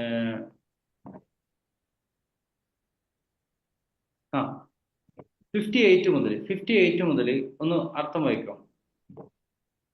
ഇത് വെച്ചാല് നമ്മൾക്ക് എല്ലാം ഇക്ബാലിനോട് ഉമ്മ പറഞ്ഞു പറയല്ലേ, ഇഖ്റഅൽ ഖുർആൻ കഅന്നമാ ഉൻസില ഇലൈക. ഖുർആൻ ഓതുമ്പോ നിനക്ക് അവതരിക്കപ്പെട്ടതുപോലെ ഓതുക. അല്ലാഹ് ഈസ് ടോക്കിംഗ് ടു മീ എന്ന ഫീലിംഗ്. അപ്പൊ അല്ലാഹ് കുറെ ക്വസ്റ്റ്യൻ ചോദിക്കാട്ടോ. ഈ ക്വസ്റ്റ്യൻ നമ്മൾ ഉത്തരം കണ്ടോ. ഇത് തദബ്ബുർ ചെയ്യുമ്പോൾ നമുക്ക് അതിന്റെ ക്ലാരിറ്റി ഒന്നുകൂടി കിട്ടും കേട്ടോ. ഓക്കെ, അപ്പൊ നിങ്ങള് 58 മുതൽ വായിച്ചോ. പിന്നെ വേറൊരാള് സുഹ്റുഫ് എടുക്കണം. ആരാ സുഹ്റുഫ് എടുക്കാം?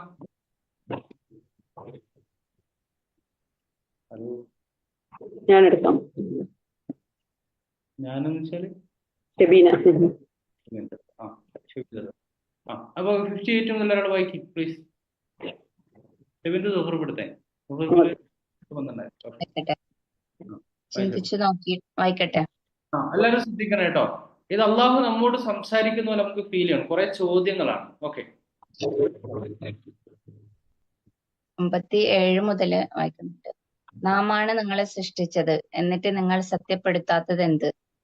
ചിന്തിച്ചു നോക്കിയിട്ടില്ലയോ? നിങ്ങൾ നിക്ഷേപിക്കുന്ന ശുക്ലബീജം, അതിൽ നിന്ന് ശിശുവിനെ സൃഷ്ടിക്കുന്നത് നിങ്ങളാണോ? അതല്ല സ്രഷ്ടാവ് നാമോ? നാം നിങ്ങൾക്കിടയിൽ മരണം വിധിച്ചിട്ടുണ്ട്. നിങ്ങളുടെ രൂപം മാറ്റാനും നിങ്ങൾക്ക് അറിഞ്ഞുകൂടാത്ത മറ്റേതോ രൂപത്തിൽ സൃഷ്ടിക്കാനും നാം അശക്തനല്ല. നിങ്ങളുടെ പ്രഥമ സൃഷ്ടിയെക്കുറിച്ച് നിങ്ങൾക്കറിയാമല്ലോ, എന്നിട്ട് പാഠം ഉൾക്കൊള്ളാത്തതെന്ത്? അടുത്ത ചോദ്യം വായിച്ചോ. അടുത്ത ക്വസ്റ്റ്യൻ ആട്ടോ. ക്വസ്റ്റ്യൻ സ്പെസിഫിക്കലി ശ്രദ്ധിക്കണം. നിങ്ങൾ ചിന്തിച്ചിട്ടുണ്ടോ? നിങ്ങൾ വിതയ്ക്കുന്ന വിത്ത് അത് മുളപ്പിക്കുന്നത് നിങ്ങളാണോ, അതോ നാമാണോ മുളപ്പിക്കുന്നവൻ? നാം വിചാരിക്കുകയാണെങ്കിൽ ഈ വിളകളെ തീർച്ചയായും ഉണങ്ങിയ താളുകളാക്കാം. അപ്പോൾ നിങ്ങൾ പരിതപിച്ചുകൊണ്ടിരിക്കും, നമ്മുടെ മേൽ കടം കയറിയല്ലോ, അല്ല നാം ഭാഗ്യഹീനരായി പോയല്ലോ എന്നിങ്ങനെ. നിങ്ങൾ കണ്ണു തുറന്നു നോക്കിയിട്ടുണ്ടോ? കുടിക്കുന്ന ജലം നിങ്ങളാണോ മേഘങ്ങളിൽ നിന്ന് അത് വർഷിച്ചത്, അതോ വർഷിക്കുന്നവൻ നാമോ? നാം ഉദ്ദേശിക്കുകയാണെങ്കിൽ അതിനെ ഉപ്പുരസമാക്കുമായിരുന്നു. എന്നിട്ട് നിങ്ങൾ നന്ദിയുള്ളവരാവാത്തതെന്ത്? അടുത്ത ചോദ്യം. നിങ്ങൾ ആലോചിച്ചിട്ടുണ്ടോ? നിങ്ങൾ കത്തിക്കുന്ന ഈ തീ, അതിനുള്ള മരം നിങ്ങൾ ഉണ്ടാക്കിയതാണോ, അതോ നാമാണോ അതുണ്ടാക്കിയത്? നാം അതിനെ ഒരു സ്മരണികയും ആവശ്യക്കാർക്ക് ജീവിത വിഭവമാക്കിയിരിക്കുന്നു. അതിനാൽ പ്രവാചകൻ തന്റെ മഹനീയ നാഥന്റെ നാമത്തെ പ്രകീർത്തിക്കുക. അല്ല, ഞാൻ നക്ഷത്ര സ്ഥാനങ്ങളെ പിടിച്ചു സത്യം ചെയ്യുന്നു. അപ്പൊ ഇത് നമുക്ക് ഓരോ ചോദിക്കാട്ടോ.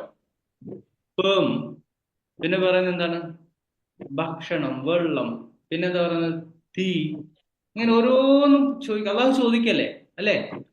നമ്മോട് ചോദിക്കാട്ടോ. നിങ്ങൾ എപ്പോഴും ആലോചിച്ച് നോക്കിയിട്ട് എപ്പോഴും ചിന്തിച്ച് നോക്കിയിട്ടുണ്ടോ? അള്ളാഹു അവസാനം പറയുന്നത് എന്താ? നഹ്നു ജഅൽനാഹാ തദ്കിറ. ഫസ്റ്റ് ഇതെന്താണ്? തദ്കിറയാണ്. ദിക്ർ എന്ന് പറഞ്ഞാൽ എന്താ? ആരാണ്? ദിക്റുല്ലാഹ് അല്ലെ? അതായത് ഞാന് ഭക്ഷണം കഴിക്കുന്നത്, ഒരു വിശ്വാസിയാവുമ്പോൾ ഞാൻ ഭക്ഷണം കഴിക്കുന്നത് എന്തിനാ? റബ്ബിനെ ഓർക്കാനാ അല്ലേ? ഫസ്റ്റ് അതാണ്. പിന്നെ എനിക്കെന്തുള്ളൂ? എന്റെ വിശപ്പടക്കൽ. ഞാൻ വെള്ളം കുടിക്കുന്നത് ആദ്യം എന്തിനാ? എന്റെ റബ്ബിനെ ഓർക്കാനാ, എന്റെ റബ്ബിനെ അറിയാനാണ്.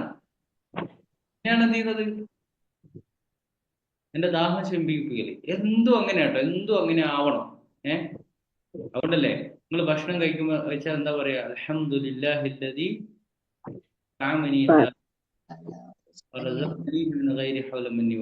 അല്ലെ? എനിക്ക് ഭക്ഷണം തന്ന അത്അമനി എന്ന് പറഞ്ഞേ, എന്നെ ഭക്ഷിപ്പിച്ചവൻ ആരാണ്? റെസ്റ്റോറന്റ് കയറി ഫുഡ് കഴിക്കാം.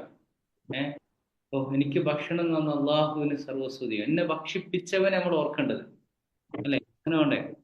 അപ്പൊ നമുക്ക് എല്ലാത്തിലും റബ്ബിനെ കണ്ടെത്താൻ കഴിയണം. ഇപ്പം സൂറത്തുൽ മുൽക്കിൽ ഏറ്റവും അവസാനത്തെ ആയത്തുണ്ട്. എന്താണോ? പറയുക, قل أرأيتم إن أصبح ماؤكم غورا فمن يأتيكم بماء معين. നിങ്ങൾ പറയും, നിങ്ങളുടെ വെള്ളം കലക്ക് വെള്ളം വിചാരിക്കാം. നിങ്ങൾക്ക് ആരാ ശുദ്ധജലം കൊണ്ടുവന്നിരിക്കും? ശരിയല്ലേ? ഇപ്പൊ വെള്ളം തരുന്നവൻ ആരാ? അല്ലാഹു. ഇംഗ്ലീഷ് ഒരു കവിത ഉണ്ട്, water everywhere not a drop to drink. ഇതൊക്കെ കണ്ടിട്ടുണ്ടാവും. എല്ലാ സ്ഥലത്തും വെള്ളമുണ്ട്, കുഴിച്ച് കുടിക്കാൻ വെള്ളമില്ല. കടലിൽ പെട്ടാൽ മതി, ശരിയല്ലേ? അപ്പൊ വെള്ളം തരുന്നവൻ ആരാ? അല്ലാഹു ആണ് അല്ലെ? വെള്ളം തരുന്നവൻ ആരാണ്? അല്ലാഹു. എന്ത് കാര്യം ഇനി നമ്മൾ നോക്കുമ്പോഴും നമ്മൾ എന്ത് ചെയ്യണം? കാണാൻ പറ്റണം, അള്ളാഹുവിനെ അറിയാൻ പറ്റണം. വേണ്ടേ? അറിയാൻ പറ്റണം. പക്ഷെ നമ്മള് ഈ ആയത്ത് വെച്ച് തദബ്ബുർ ചെയ്താൽ നമുക്ക് എന്ത് ചെയ്യാൻ പറ്റും? അള്ളാഹുവിനെ കാണാൻ പറ്റും. അപ്പൊ ഷെബിൻ ഇതുകൂടെ നമുക്ക് നോക്കിയിട്ട് 12ാമത്തെ ആയത്തെങ്ങാനല്ലേ ഒന്ന് എടുക്കോ?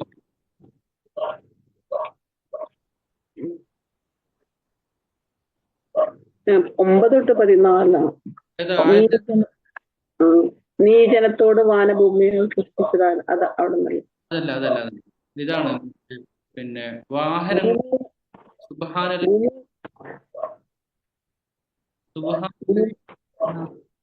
ഭൂമിയെ നിങ്ങളുടെ തൊട്ടിലാക്കി തന്നതും വായിച്ചോ.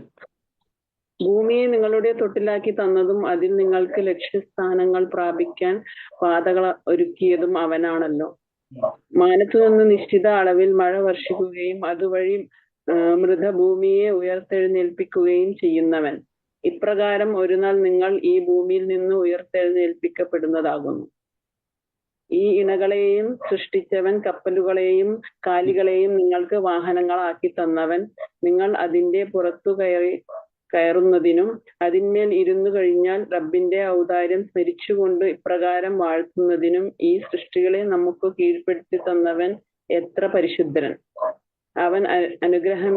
അവന്റെ അനുഗ്രഹമില്ലായിരുന്നുവെങ്കിൽ ഇവയെ മെരുക്കിയെടുക്കാൻ നമുക്ക് കഴിയുമായിരുന്നില്ല. നിശ്ചയം ഒരു നാൾ നമുക്ക് നമ്മുടെ റബ്ബിങ്കിലേക്ക് മടങ്ങേണ്ടതുണ്ട്. ഇത് ശ്രദ്ധിക്കണം കേട്ടോ. നിങ്ങൾ ലാസ്റ്റ് ഓതിയ ആയത്തിന്റെ അറബി പറഞ്ഞേ, ലാസ്റ്റ് വായിച്ചതിന്റെ. സുബ്ഹാനല്ലദീ സഖ്ഖറ ലനാ ഹാദാ വമാ കുന്നാ ലഹു മുഖ്രിനീൻ വഇന്നാ ഇലാ റബ്ബിനാ ലമുൻഖലിബൂൻ. ഇപ്പോൾ നമ്മൾ വാഹനത്തിൽ പോകുമ്പോ വാഹനത്തിൽ ലക്ഷ്യം പറയാം. നിങ്ങൾ ഒന്നുകൂടി വായിക്കുക. കപ്പലുകളെയും കാലികളെയും ആ ആയത്ത് വായിക്കും. എന്തിനാ വണ്ടി കയറുന്നത്?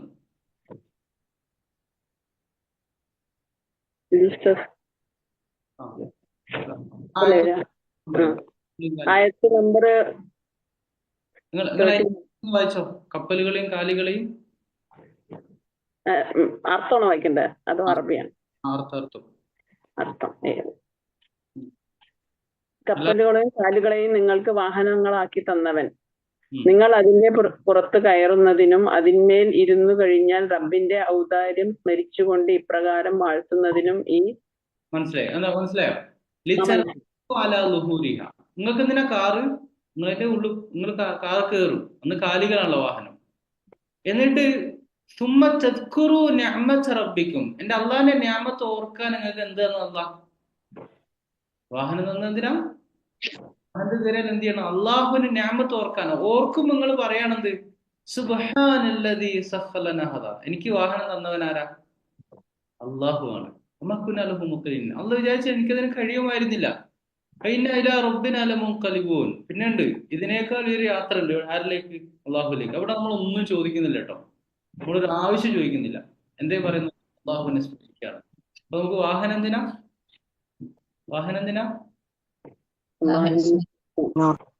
അള്ളാഹുവിനെ ഓർമ്മിക്കുവാൻ. ഞാൻ എങ്ങോട്ട് പറയുന്നത് വെച്ച് കഴിഞ്ഞാല്, ശരിക്കും ഇങ്ങനെ ഓരോ സംഗതിയും ഈ ഒരു പെർസ്പെക്റ്റീവ് കണ്ടാലുണ്ടല്ലോ ഭയങ്കര രസമായിരിക്കും. ഇനി വാഹനത്തിൽ കയറുമ്പോൾ ഒരിക്കലും എന്ത് ചെയ്യരുത്, ഈ പ്രാർത്ഥന ചെല്ലാതെ യാത്ര തുടങ്ങരുത് കേട്ടോ. കാരണം വാഹനം തന്നത് തന്നെ എന്തിനാ? ഒരു ഡെസ്റ്റിനേഷൻ മറ്റൊരു ഡെസ്റ്റിനേഷനിൽ എത്താൻ എന്നതിനേക്കാൾ വലിയ ലക്ഷ്യം എന്താ? എന്റെ റബ്ബിനെ ഓർക്കാൻ, അല്ലെ? അപ്പൊ അള്ളാഹു പറഞ്ഞത് ഇങ്ങനെ. അപ്പൊ നമുക്ക് ഇതിങ്ങനെ പ്രാക്ടീസ് ചെയ്യാൻ നമുക്ക് ബോധ്യപ്പെടുന്നത് എനിക്കെല്ലാം ലഭിച്ചത് എവിടുന്നാണ്? എന്റെ റബ്ബ്, അല്ലെ? അല്ലെ നമ്മൾ വിചാരിക്കുന്നോ ഞാൻ കഷ്ടപ്പെട്ട് പഠിച്ച് ജോലി കിട്ടി, അങ്ങനെ എനിക്ക് ശമ്പളം കിട്ടി, ആ പൈസ സ്വരൂപിച്ച് ഞാനൊരു വാഹനം എടുത്താം, അല്ലേ? അല്ലേ? അപ്പം പിന്നെ ഒരു വിചാരം അതുകൊണ്ട് എന്താ ചോദിച്ചാല്, ഈ പുതിയ വണ്ടി എടുത്താല് വണ്ടി കയറുമ്പോൾ നിങ്ങൾ ഉള്ളിലൊക്കെ നോക്കാം, പുറത്ത് നോക്കാം, എവിടെ നോക്കാം? ആദ്യം പുറത്ത് നോക്കാം, അല്ലെ? ആരും കാണുന്നുണ്ടോ, അല്ലെ? അങ്ങനെ ഉണ്ടല്ലോ. അപ്പൊ നമ്മള് വിചാരം എന്താ വെച്ച് കഴിഞ്ഞാല്, അല്ല ഞാൻ തമാശ പറഞ്ഞല്ല കേട്ടോ, പക്ഷെ നമ്മള് ഭയങ്കര ഹമ്പിൾ ആവണം. എന്താ വെച്ചാല് എന്റെ റബ്ബെനിക്ക് തന്ന അനുഗ്രഹം അൽഹംദുലില്ലാ, അല്ലെ? അപ്പൊ അങ്ങനെ കാണാൻ കഴിഞ്ഞാല് എല്ലാ കാര്യത്തിലും, ഞാനൊരു എക്സാമ്പിൾ മാത്രമാണ് ഇത് പറഞ്ഞത്, ലൈഫ് ഭയങ്കര രസമായിരിക്കും. അതാണ് അള്ളാഹു സമദ്. അപ്പൊ നമുക്ക് അള്ളാഹുവിനെ കുറിച്ച് ആ ഒരു ബോധ്യം ഉണ്ടാവണം. പിന്നെ അള്ളാഹു പറയുന്നത് ലം യലിദ് വലം യൂലദ്, അള്ളാഹു ആരുടെയും സന്താനമല്ല, അള്ളാഹു ആർക്കും ജന്മം നൽകിയിട്ടില്ല, അല്ലെ? എൻ്റെ ഒരു സുഹൃത്ത് അപ്പൊ അതിന് ഒരു തമാശ പറഞ്ഞു കേട്ടോ. അദ്ദേഹത്തിന്റെ മോള് ഭയങ്കര കുറച്ച് ഇന്റലക്ച്വൽ ആയ കുട്ടിയാണ്. അപ്പം പിന്നെ ഈ ആയത്ത് കേട്ടു, ലം യലിദ് വലം യൂലദ്, അള്ളാഹുവിന് മക്കളും ഇല്ല, പിന്നെന്താണ്, അള്ളാഹു മാതാപിതാക്കളും ഇല്ല എന്നാണ് അതിനർത്ഥം. അപ്പൊ കുട്ടി അറിയില്ല, പാവം അല്ലല്ലേ, ഉമ്മയില്ല ഉപ്പയില്ല അല്ലേ, മക്കളും ഇല്ല, ആരും ഇല്ലല്ലോ, അങ്ങനെ ഉണ്ടല്ലോ ഈ കുട്ടികളുടെ മെന്റാലിറ്റി.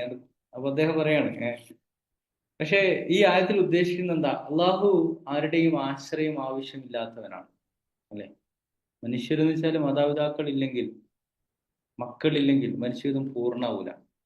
പക്ഷേ അള്ളാഹു എന്ന് പറഞ്ഞാൽ അള്ളാഹു യുനീക്കാണ്. അറബികൾ പറയായിരുന്നു മലക്കുകൾ അള്ളാഹുവിന്റെ പെൺമക്കളാണ്.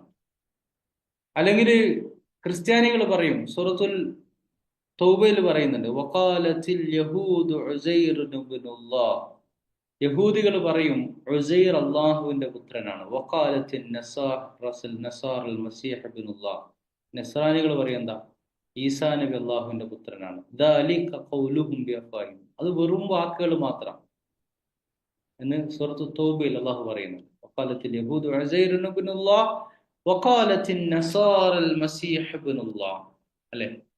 അപ്പോൾ ഞാൻ ആയത്ത് നമ്പർ പറഞ്ഞുതരാം. വഖാലത്തിൽ യഹൂദു,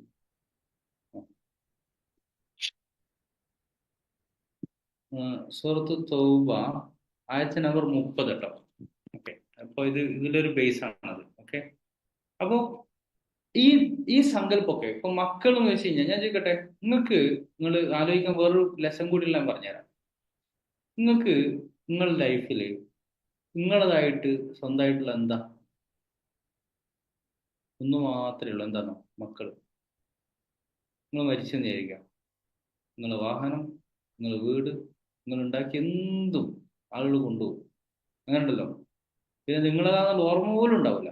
പക്ഷേ ഒന്ന് മാത്രം ബാക്കിയാവും, നിങ്ങളെ മക്കൾ അല്ലേ.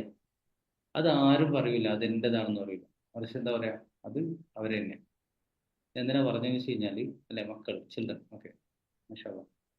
ഇത് എന്തിനാ ഇപ്പോൾ പറഞ്ഞതെന്ന് വെച്ച് കഴിഞ്ഞാൽ, അള്ളാഹുവിന്റെ സത്തയിൽ മക്കൾ ഉണ്ടാന്ന് വെച്ച് കഴിഞ്ഞാൽ അല്ലെ, മക്കൾ ഉണ്ടാന്ന് വെച്ച് കഴിഞ്ഞാൽ അള്ളാഹുവിന്റെ സത്തയിലുള്ള പങ്കു ചേർക്കലാണ്. അത് മനസ്സിലാക്കാൻ ഞാൻ ഇപ്പോൾ പറഞ്ഞത്. പക്ഷെ വേറെ ലെസൺ പറഞ്ഞതെന്ന് വെച്ച് കഴിഞ്ഞാൽ, ഈ ജോലിയും പ്രൊഫഷനൊക്കെ എന്താണ്, ഒരു മനുഷ്യന് നന്നായി കോൺട്രിബ്യൂട്ട് ചെയ്യാൻ പറ്റുന്നതാണ് അല്ലേ.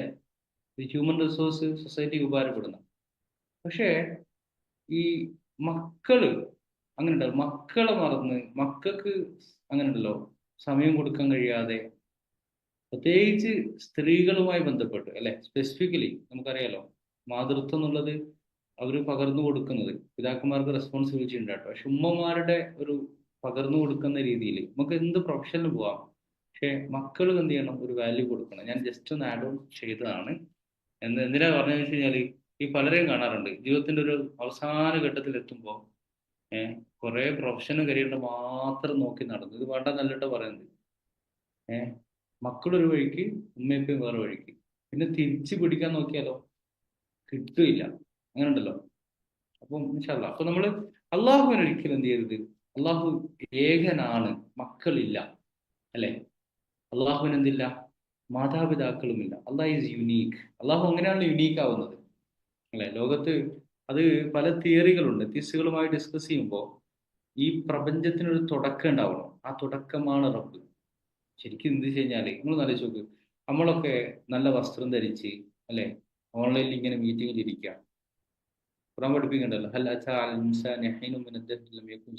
അല്ലോ, അല്ല മനുഷ്യ, നിനക്കൊരു കാലം കഴിഞ്ഞു വരുന്നില്ലേ, യു ആർ നത്തിങ്. നിങ്ങളൊക്കെ ഒരു പിന്നെ ഒരു 30 വർഷം മുമ്പോ 40 വർഷം മുമ്പോ ഒന്ന് ആലോചിച്ച് നോക്കൂ. നിങ്ങളുടെ പ്രായത്തിന്റെ കേട്ടോ, ഞാൻ 50 എന്നൊക്കെ പറയാത്തത്, അങ്ങനെ ഉണ്ടല്ലോ, ഒരു പ്രായത്തിന്റെ ഒരു 2-3 കൊല്ലം മുമ്പ് ആലോചിച്ച് നോക്കൂ. ശരിക്കും ശ്രദ്ധിച്ചു നോക്ക്, നമ്മൾ എവിടെയായിരുന്നു, അള്ളാഹു ആലം അല്ലെ. എന്നിട്ട് അള്ളാഹ് എന്ത് ചെയ്തു, നമ്മളെ ദുനിയാവിലേക്ക് കൊണ്ടുവന്നു. അള്ളാഹിന്റെ മാത്രം തീരുമാനം ശരിയല്ലേ. ഒന്ന് യെസ് പറയോ, നമുക്ക് വല്ല റോളുണ്ടോ? ഇല്ല. മാതാപിതാക്കൾക്ക് റോളുണ്ടോ അല്ലെ. എന്നാൽ ഉമ്മാന്റെ വയറ്റില് നമ്മളിപ്പോ സ്പേം, നിങ്ങൾ സ്പേം റൈസ് ഉണ്ടല്ലോ, സ്പേം റൈസ് യുഎസിൽ സ്പേം റൈസ് നടന്നിരുന്നു. എന്നുവെച്ചാൽ നമ്മുടെ സൊസൈറ്റി നമ്മൾ ശരിക്കും മനസ്സിലാക്കണം എന്ന് വെച്ചാല്, ഈ നമ്മൾ ദീനിന്റെ മഹത്വം മനസ്സിലാക്കാത്തതുകൊണ്ടാണ്. നമ്മൾ വിചാരിക്കുന്നത് വെച്ച് കഴിഞ്ഞാൽ വെസ്റ്റേൺ കൺട്രീസ് എന്ന് പറഞ്ഞാൽ സൂപ്പറാണ്, ഭയങ്കര ലൈഫാണ്, കളർഫുൾ ആണൊക്കെ അങ്ങനെയൊക്കെ വിചാരിക്കും അല്ലേ? അങ്ങനെ നോഷൻ ഉണ്ട്. കഴിഞ്ഞ ആഴ്ച അവിടെ സ്പോം റേസ് ആയിരുന്നു. കഴിഞ്ഞ ആഴ്ച എൻ്റെ സുഹൃത്തിനെ കണ്ടു. ഞാൻ കഴിഞ്ഞ ആഴ്ച എറണാകുളത്ത് വന്നിരുന്നു ക്ലാസ് എടുക്കും. അപ്പോൾ പിന്നെ ഓക്സ്ഫോർഡിൽ നിന്ന് പിന്നെ ഇപ്പോൾ MBA കഴിഞ്ഞ് പിന്നെ ഒരു നല്ലൊരു കമ്പനിയിൽ ഇന്റർനാഷണൽ കമ്പനിയിൽ വർക്ക് ചെയ്യുന്ന ഒരാൾ. അപ്പോൾ ഞാൻ ഇവിടെ വന്നപ്പോൾ അദ്ദേഹം നാട്ടിൽ വന്നിട്ടുണ്ട്. അപ്പം നമ്മൾ കുറേ സംസാരിച്ചു. അപ്പം അദ്ദേഹം പറയാട്ടോ, ഞാൻ ഒരു ഒരു ഒരു ഹിൻസ് തരാണ്. ഞാൻ എൻ്റെ മക്കളെ എന്ത് വില കൊടുത്താലും US ഞാൻ പഠിപ്പിക്കില്ല. എന്താ എന്താന്ന് വെച്ചാൽ ഒരു കൾച്ചർ വേണ്ടേ?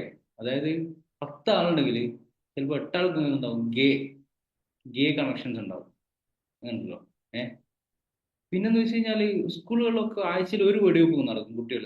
അപ്പം അത് വീട്ടിൽ നിന്ന് തോക്കൊക്കെ എടുത്ത് വന്നിട്ട് അങ്ങനെ ഉണ്ടല്ലോ.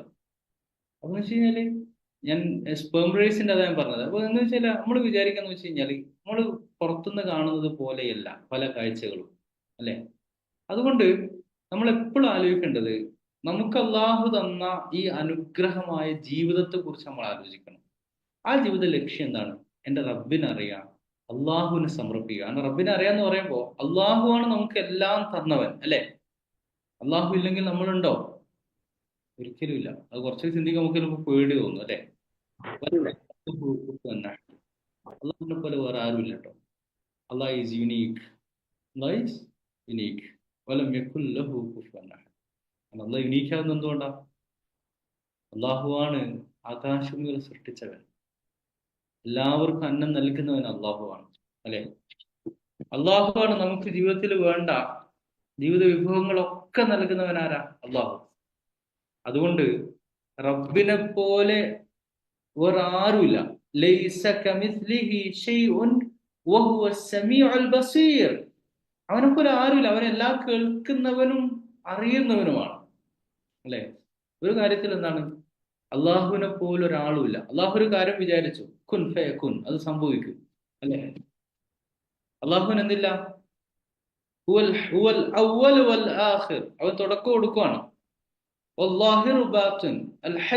എന്നെന്നും ജീവിച്ചിരിക്കുന്നവനാണ്. അൽ ഖയ്യൂം, എല്ലാം നിയന്ത്രിക്കുന്നവനാണ്. വലം യകുൽ ലഹു കുഫുവൻ അഹദ് എന്ന് വെച്ചാൽ അള്ളാഹുവിന് ഈക്വലായിട്ട് ആരുമില്ല. ഒരാൾക്കും ഒന്നും ചെയ്യാൻ കഴിയില്ല അല്ലെ? അപ്പൊ ഇത് മനസ്സിലാവണമെങ്കിൽ കൂടുതൽ നമ്മൾ സൂറകൾ പഠിക്കുക, ആയത്തുൽ കുർസി പഠിക്കുക അല്ലെ? അള്ളാഹുവിന്റെ ഗുണവിശേഷണങ്ങൾ പഠിക്കുക, സിഫത്ത് പഠിക്കുക. അപ്പൊ നമുക്ക് മനസ്സിലാവുന്നത് അള്ളാഹുവിനെ പോലെ ആരുമില്ല. അതുകൊണ്ട് നമ്മൾ എല്ലാവരും തിരിച്ചറിയാവുന്ന സമയം പിന്നെ ഈ സൂറ ഭയങ്കര ബ്യൂട്ടിഫുൾ ആയ സൂറയാണ്. ഖുർആന്റെ 3-1 തൗഹീദിനെ കുറിച്ചാണ് പറയുന്നത്. ഇത് മനസ്സിലാക്കാൻ നമ്മൾ എന്ത് ചെയ്യണം? ഞാൻ നേരത്തെ പറഞ്ഞതുപോലെ ഇപ്പൊ നിങ്ങൾക്ക് ഇന്നൊരു ടാസ്ക് വരുന്നത് വെച്ചാൽ ഈ സൂറത്തുൽ വാഖിഅയിലെ ആ ഭാഗം ഉണ്ടല്ലോ, ഇൻഷാ അല്ലാഹ് ഗ്രൂപ്പ് ഷെയർ ചെയ്തിരിക്കും. അത് നിങ്ങൾ എന്ത് ചെയ്യണം? ഒന്ന് ഒന്ന് ഓതി ഇങ്ങനെ നോക്കുക, അർത്ഥം നോക്കട്ടോ. തദബ്ബുർ ചെയ്യാം അല്ലെ? ഇമാജിനേഷൻ അല്ലെ? പവർ ഓഫ് ഇമാജിനേഷൻ നമ്മൾ പറഞ്ഞല്ലോ. അള്ളാഹു ചോദിക്കുകയാണ്, നിങ്ങൾ എപ്പോൾ ആലോചിച്ച് നോക്കിയിട്ടുണ്ടോ? നിങ്ങൾ എപ്പോൾ ഒന്ന് ചിന്തിച്ച് നോക്കിയിട്ടുണ്ടോ? ഒന്ന് ചിന്തിച്ചു നോക്കും. ഭക്ഷണം എവിടുന്നാ വരുന്നേ? വെള്ളം എവിടുന്നാ കിട്ടുന്നത് അല്ലെ? ഞാൻ എങ്ങനെ ഉണ്ടായത്? ശരിക്കും നമ്മൾ എന്ത് ചെയ്യാം? ആലോചിച്ചു. വേണമെങ്കിൽ അവൈലബിൾ ആയ വീഡിയോസ് ഒക്കെ നോക്കുക. അങ്ങനെയുള്ളൂ മനുഷ്യജന്മം, എംബ്രിയോളജി, ഇതൊക്കെ പഠിച്ച് നമുക്ക് മനസ്സിലാവുന്നത്. കണ്ണ് തുറന്ന് നോക്കിയാൽ നമുക്ക് ബോധ്യപ്പെടും അള്ളാഹു ഉണ്ട്, അള്ളാഹുവാണ് ഈ പ്രപഞ്ചത്തിന്റെ നാഥൻ, അള്ളാഹ് യുണീക്കാണ് എന്ന ബോധ്യം നമുക്ക് ഉണ്ടാവും. അള്ളാഹു സുബ്ഹാനഹു വ തആല തിരിച്ചറിവോടെ ജീവിക്കാൻ നമ്മളെ അനുഗ്രഹിക്കുമാറാകട്ടെ.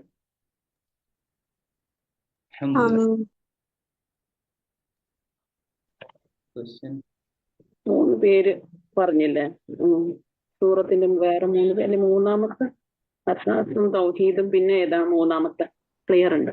ഏത് 3 പേരുകൾ പറഞ്ഞില്ലേ സൂറത്തിന്? വേറെ പേരുകൾ? സൂറത്തുൽ മഅരിഫ എന്ന് പറഞ്ഞു. സൂറത്തുൽ മഅരിഫ, അതിന്റെ മീനിങ് അങ്ങനെ. ഒന്ന് സൂറത്തുൽ അസാസ്. അസാസ് എന്ന് വെച്ചാല് അടിത്തറ, ബേസ്. ഓക്കെ.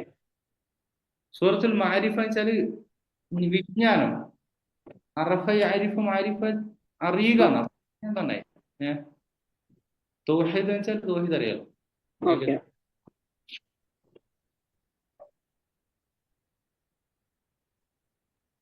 അതുപോലെ ആ 3 കേസ് ഈസാ നബിയുടെയും ഇത് പറഞ്ഞില്ലേ, അതിൽ അറബികളുടെ കേസ് എന്തായിരുന്നു?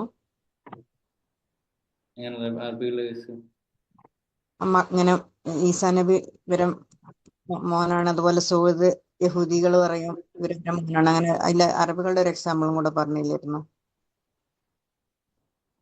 അതായത് യഹൂദികളും പിന്നെ നസ്രാനികളാ അവരെ കുറിച്ചാ പറഞ്ഞത്.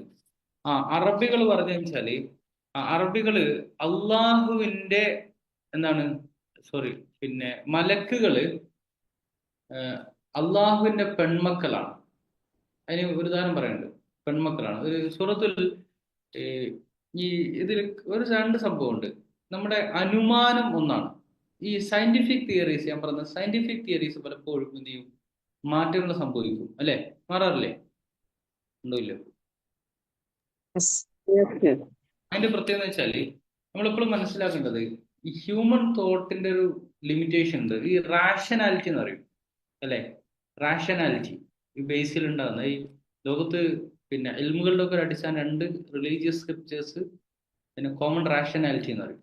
ഓക്കെ, ഇപ്പം വിശദീകരിക്കില്ല. അപ്പോൾ ഈ റാഷണലായിട്ടുള്ള കാര്യങ്ങൾ അതിന്റെ പ്രത്യേകത എന്ന് വെച്ച് കഴിഞ്ഞാല് അത് പലപ്പോഴും അനുമാനങ്ങളാണ് അല്ലെ. അതുകൊണ്ട് തന്നെ എന്താണ്, അതിൽ മാറ്റങ്ങൾക്ക് സാധ്യതയുണ്ട്. ഓക്കെ, മാറ്റങ്ങൾക്ക് സാധ്യതയുണ്ട്. അപ്പോൾ ഖുർആൻ പഠിപ്പിക്കുന്നത് ഇന്നല്ലദീന ലാ യുഅ്മിനൂന ബിൽ ആഖിറ, സൂറത്തുൻ നജ്മിലെ 2-ാമത്തെ പേജിൽ ആദ്യത്തെ ആയത്താട്ടോ. സാധാരണ സൂറയിൽ വരുമ്പോൾ എനിക്ക് പേജിൽ ആയത്ത് ഓർമ്മയില്ല, 2-ാമത്തെ പേജിലെ ആദ്യത്തെ ആയത്ത്.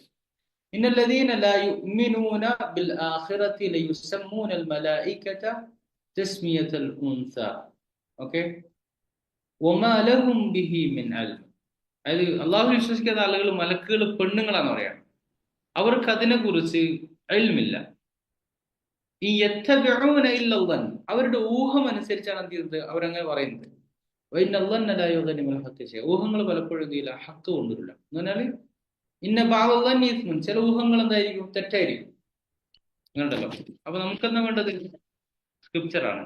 പിന്നെ സൂറത്തുൽ ഇസ്രായില് 40-ാമത്തെ ആയത്തില് അഫ അസ്വാക്കും റബ്ബുക്കും ബിൽ ബനീൻ വത്തഖദ മിനൽ മലായികതി ഇനാത ഇന്നകും ലതഖൂലുന ഗൈറ അലീമ. അവർ പറയുന്നത് എന്താ, അള്ളാഹു മലക്കുകളെ പെൺമക്കളായിട്ട് സ്വീകരിച്ചിരിക്കുന്നു. സൂറത്തുൽ ഇസ്രായിൽ 40-ാമത്തെ ആയത്ത്. ക്ലിയർ അല്ലേ അത്?